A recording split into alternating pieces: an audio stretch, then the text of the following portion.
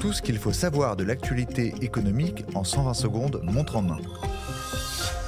Mauvaise nouvelle pour les propriétaires bailleurs. Ce jeudi 7 novembre, l'Assemblée nationale a définitivement adopté la proposition de loi, dite anti-Airbnb. Ce texte abaisse de 50% à 30% l'abattement fiscal sur les revenus locatifs dont les meublés touristiques non classés bénéficient, et de 71% à 50% l'abattement des meublés classés. Ce dernier seuil est jugé encore trop élevé par les auteurs de la proposition de loi en regard de l'abattement fiscal de la location nue de longue durée, 30%, qu'ils espèrent relever dans le projet de loi de finances pour 2025 en cours d'examen par le Parlement.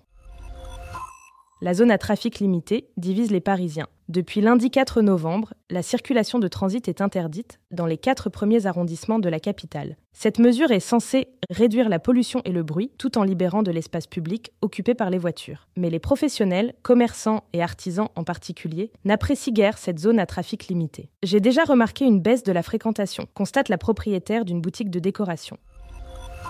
Une livraison gratuite qui fâche. Les clients d'Amazon peuvent désormais éviter de régler les 3 € de livraison minimum imposés sur les livres neufs. Comment ? En retirant leur commande dans l'un des 2500 points de retrait en France. Ce nouveau service d'Amazon mécontente les professionnels, qui y voient un contournement de la loi. Mardi 5 novembre, la ministre de la Culture, Rachida Dati, a annoncé saisir le médiateur du livre.